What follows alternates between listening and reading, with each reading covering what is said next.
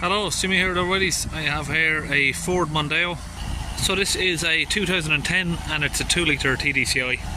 Right, so this doesn't actually have an engine management light on, but what it does is comes up with engine malfunction, like in a text message across the screen here. So quite low mileage on this. If you look, 58,000 miles on a 2010 car. So it's had a couple of garages here looking at this, and one of them has done a DPF clean which lasted around about 2 days. So after a couple of days the engine light come back, and then the next one done some diagnostics, but again, whatever. The next day it's back on, so let's try and have a look at what's causing it. So I'm going to use my Launch Eurotab 3 scan tool. We'll set up a diagnostic scan. Okay, we'll run a full scan of the car.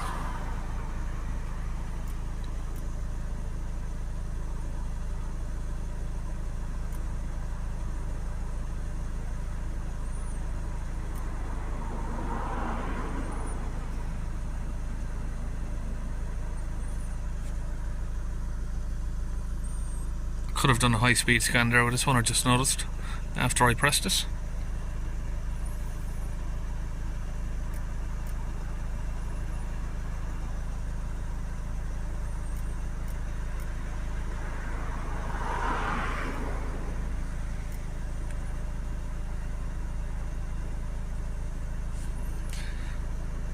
BCM, rain sensor, headlamp swivel, particle filter soot restriction P24A4 and P2463 soot accumulation again. Let's enter. Okay, we're in here. Let's try and go to data stream. I'm going to pick out a few items that I want to look at. Okay, so we have the coolant temperature, which looks to be working fine. It's 94 degrees, so the car's just literally pulled up. Differential pressure is sitting between 20 to 30 millibars, so it's probably around 29 millibars. It jumps up in 10 increments, so it just jumps 20 to 30.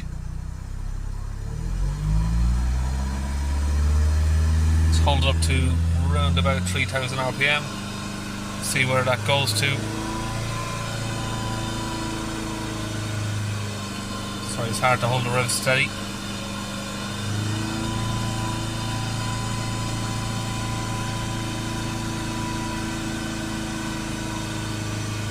So say 180.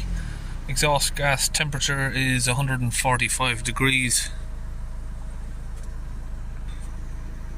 Exit the live data. Let's have a look at some special functions, powertrain control modules. We're going to prime up the vaporizer, see if we can see if it's giving out much smoke from the exhaust system. So it might tell us if the vaporizer is blocked before we go under. And we also want to hear if the vaporizer fuel pump is working, so we should hear a ticking noise. So yes, I can hear the ticking noise from the fuel pump. That is just the AC there dripping. Okay, we're going to let that timer run down with the vaporizer pumping there. So that is the message that we're receiving there, engine malfunction. Okay, now we're going to start the car up. And we're going to give it a few high revs to increase the temperature in the exhaust, and we should see some smoke, a lot of smoke from the exhaust.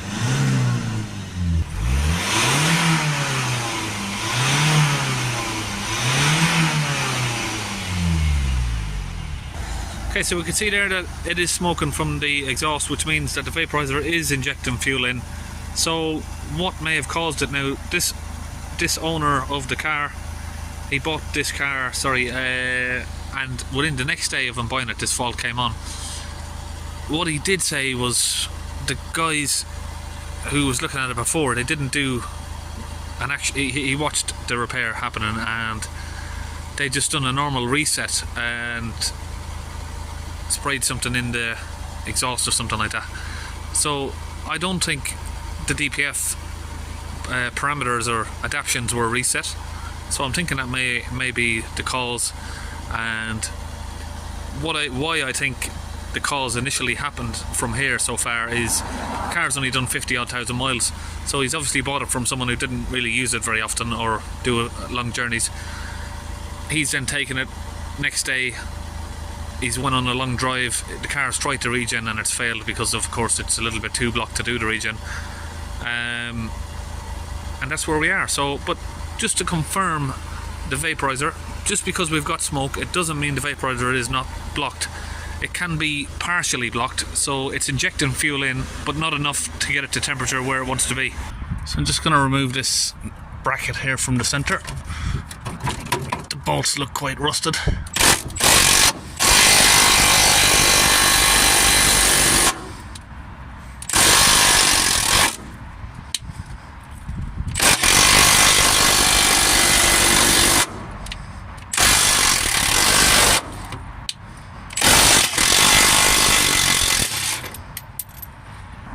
Okay, now just up here we have the vaporizer, and just over here is the fuel line for it, so just gonna disconnect that.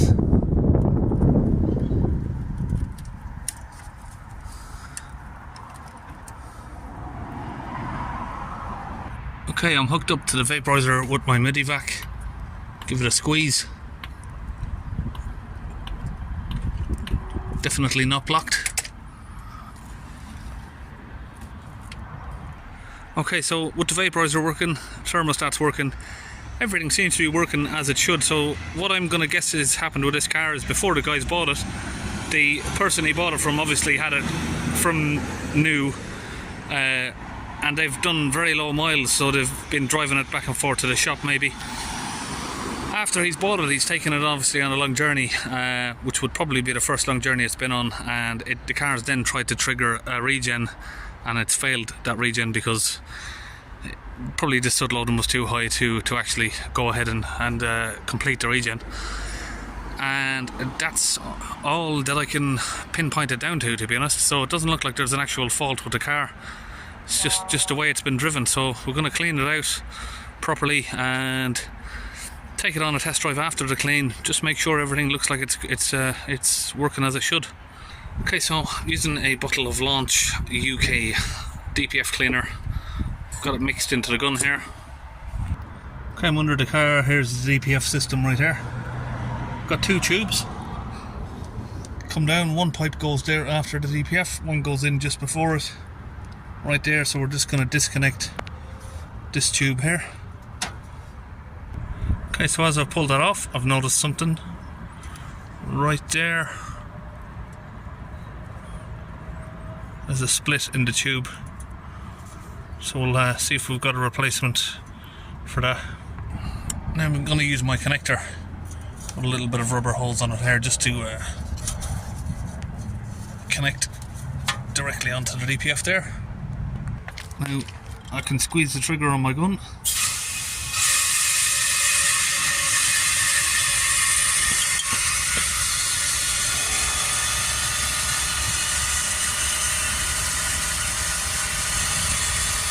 That's going to fill that DPF up with this fluid here. Okay, now that's all done. We managed to just break off the little piece with the split on it there, and the rest of the tube is fine. So it's still long enough to fit there. Okay, now that's all done. We'll get back in the vehicle here and we will start it up. Now we're going to come back to the data stream again and look at the differential pressure.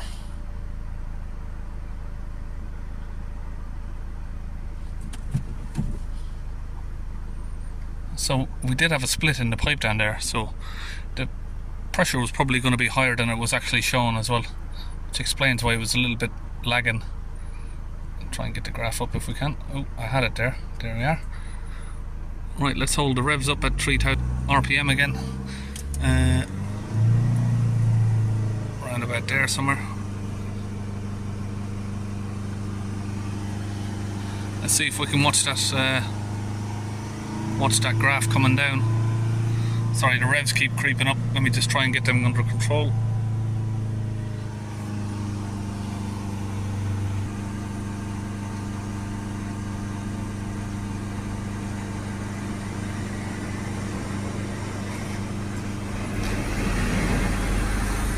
looks like a little bit slow to come down, that pressure. So hopefully we haven't got what is the case of like a slightly damaged DPF. I doubt it's going to be full with ash because very low mileage. We're coming down now, we're coming down. Sorry, the revs are creeping up again. Just try and hold it steady.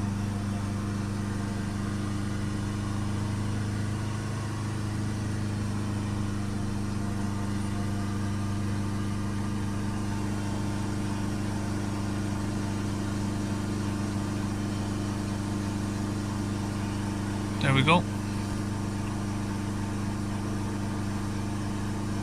So the second garage that this guy came to, he said, you know, that they told him, well, they didn't know much about DPFs, but they can put a can of aerosol down the DPF and just clear the codes. And he wasn't really happy with that, so he said no, he wasn't going to go ahead with it. Then he's come down to me, so we'll. This is why we're here. Now let's let that idle down. 0. So now I'm going to go back, reset the DPF values, and then we'll take the car on a test drive, just see that everything looks like it's behaving properly. Powertrain control modules, reset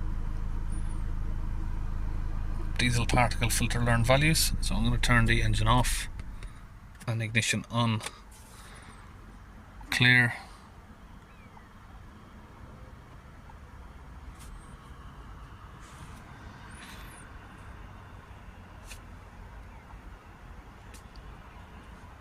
So that's done. Come to the codes.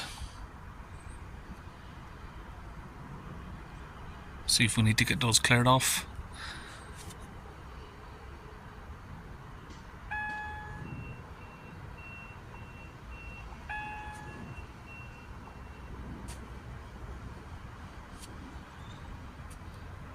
Okay, now we have the DPF temperature, so we're going to take it on a test drive and keep an eye on those. So if we keep an eye on that temperature, you can see that it's up to 400 degrees so far. Okay, back from a test drive, 3000 RPM, we have 40 millibars of pressure. HPA, same thing, and then at idle it goes to 0, so anything below 10 is going to show a 0 reading. Like I said, if we give it a little bit of rev, let's have a look, it will come up straight to 10, you see there? So anything below 10 it will give a 0 reading. So the difference there, I've just disconnected this, so the difference there with doing the adaptions on the DPF, if you clear the code manually, like what's happened here, before you clear the code and you drive down the road for 5 minutes and then the light comes back on, you have to do adaptions on the DPF.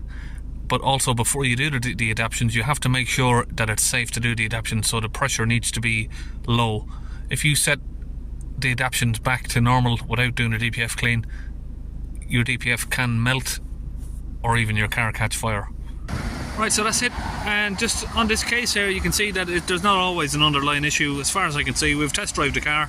I gave it some hard acceleration, so that there's no, you can't hear any boost leaks. There's no warnings or errors that would stop the DPF from regenerating.